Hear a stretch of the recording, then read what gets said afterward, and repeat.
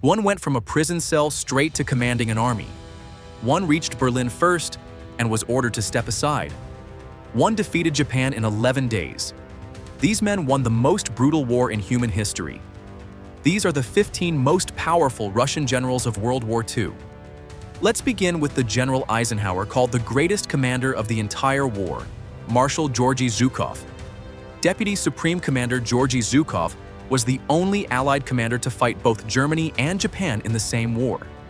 He saved Moscow, planned Stalingrad, commanded at Kursk, and personally accepted Germany's unconditional surrender.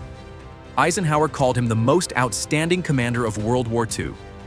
Stalin feared his popularity so deeply that he exiled him to obscure commands after the war. The greatest next, the marshal who refused to confess through torture, twice brought out to be shot. Marshal Konstantin Rokossovsky, Stalingrad and Bagration. Stalin's NKVD arrested Konstantin Rokossovsky in 1937, knocked out 9 of his teeth, broke 3 of his ribs, and hammered his fingers and toes, trying to force a false confession. He refused every time. They staged 2 mock executions. He still refused. Released in 1940 because the army needed him, Rokossovsky went on to command at Moscow, Stalingrad, Kursk. Now meet the strategist who planned Stalingrad in complete secrecy and gave Zhukov the fame, Marshal Alexander Vasilevsky.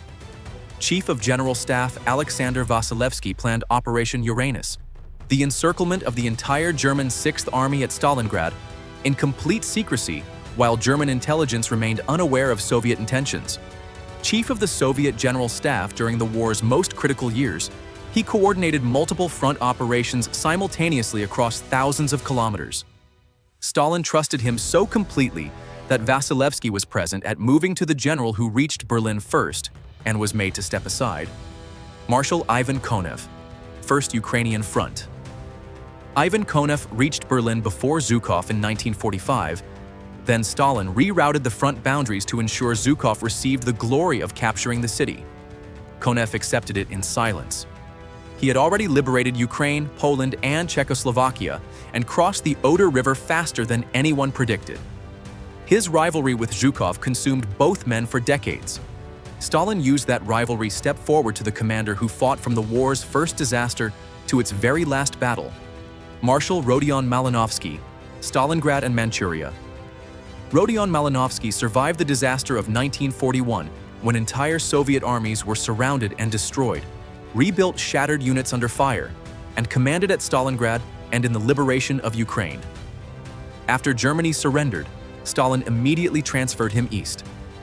In August 1945, Malinovsky led the Soviet offensive that destroyed the Japanese Kwantung Army in Manchuria in 11 days.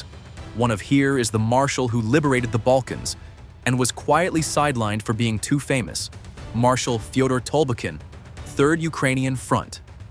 Fyodor Tolbukhin liberated Romania, Bulgaria, and Yugoslavia in 1944 with a speed and strategic coherence that permanently shifted the post-war political map of southeastern Europe.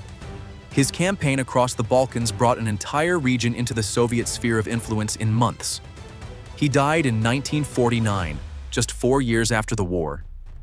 Stalin gave him a state funeral, but now the general who kept Leningrad alive through 872 days of siege, Marshal Leonid Govorov, Leningrad Front. Leonid Govorov commanded the defense of Leningrad through 872 days of German siege, the longest and most destructive siege in modern history. The city survived on rations so minimal that hundreds of thousands of civilians starved to death. Govorov kept the front line intact through artillery bombardment, supply shortages, and temperatures of -40 degrees. In January 1944, he met the commander who went from a prison cell directly to command of an army, Marshal Kirill Meretskov, Volkov Front. Kirill Meretskov was arrested by Stalin's secret police in June 1941, just as Germany invaded. He was tortured and forced to sign a false confession. 2 months later, Stalin released him because the army was collapsing and he needed every experienced general available. Meretskov went directly from a prison cell to command of an army. He led the liberation.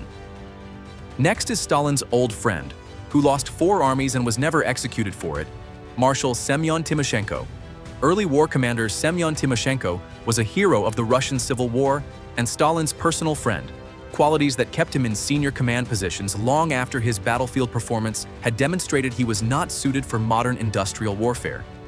He commanded the disastrous early defense of Ukraine in 1941, losing entire armies to German encirclement. Stalin kept him employed rather than.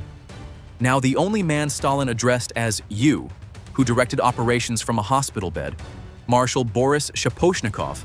Chief of General Staff Boris Shaposhnikov was the only Soviet marshal whom Stalin addressed using the informal Russian "you," a mark of personal respect Stalin showed to almost no one. Chief of the General Staff 3 times during the war, Shaposhnikov wrote the foundational doctrine of the Soviet deep battle operations that eventually destroyed the German army. He was chronically ill throughout the step forward to the general, who held Stalingrad by staying close enough to die with it, General Vasily Chuikov, 62nd Army, Stalingrad. Vasily Chuikov commanded the defense of Stalingrad from a headquarters so close to the front line that his bunker was regularly destroyed by German artillery and had to be rebuilt. He invented the hugging tactic, keeping Soviet positions so close to German lines that Luftwaffe bombers could not attack without hitting their own troops. His 62nd Army held the moving to the only Armenian marshal who destroyed an entire German army group, Marshal Ivan Bagramyan, 1st Baltic Front. Ivan Bagramyan was the only Armenian to reach Marshal of the Soviet Union, and one of the most consistently effective front commanders of the entire war. He commanded Operation Bagration's left flank in 1944, destroying Army Group Center in what became the largest military defeat in German history. German forces lost more men in 2 months than at Stalingrad. Here is the Kursk planner, killed by the very people he was liberating, General Nikolai Vatutin, 1st Ukrainian Front. Nikolai Vatutin planned the Soviet offensive at Kursk that stopped Germany's last major offensive on the Eastern Front. He coordinated the liberation of Kiev and the entire right bank of Ukraine in 1943. In February 1944, Ukrainian insurgent army partisans ambushed his staff car. He died of his wounds in April. A Soviet general liberating Ukraine was killed by Ukrainian. Now the general wounded 7 times, who returned to the front before he was healed, General Andrei Yeremenko, Stalingrad Front. Andrei Yeremenko commanded at Stalingrad alongside Chuikov during the city's desperate defense, holding the southern sector of the front while Rokossovsky held the north. He was wounded 7 times during the war, spent months in hospitals between commands, and returned to the front each time before his wounds had fully healed. Stalin told him once, "If the Germans hadn't stepped forward to the cavalry hero, whose famous mustache outlasted the armies he destroyed, Marshal Semyon Budyonny, southwest direction." Semyon Budyonny had the most famous mustache in the Red Army and the least useful tactical mind. A cavalry hero of the Russian Civil War, he was completely unprepared for mechanized warfare. His command of Soviet forces in Ukraine in 1941 resulted in the encirclement and destruction of 4 entire armies, over 600,000 soldiers captured. Stalin had to relieve moving to the youngest front commander, killed at 38 before history could fully judge him, General Ivan Chernyakhovsky, 3rd Belarusian Front.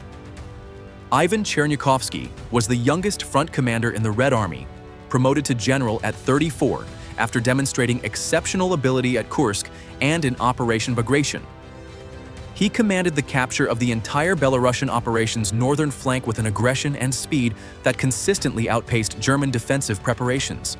In February 1945, an artillery shell fragment struck him during fighting.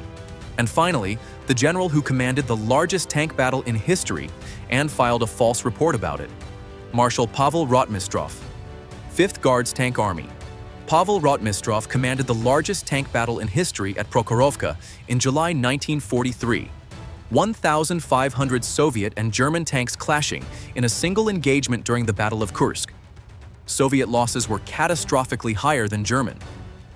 Rotmistrov filed a misleading battle report claiming victory. Stalin accepted it because admitting failure at Kursk was politically impossible. The battle's actual result.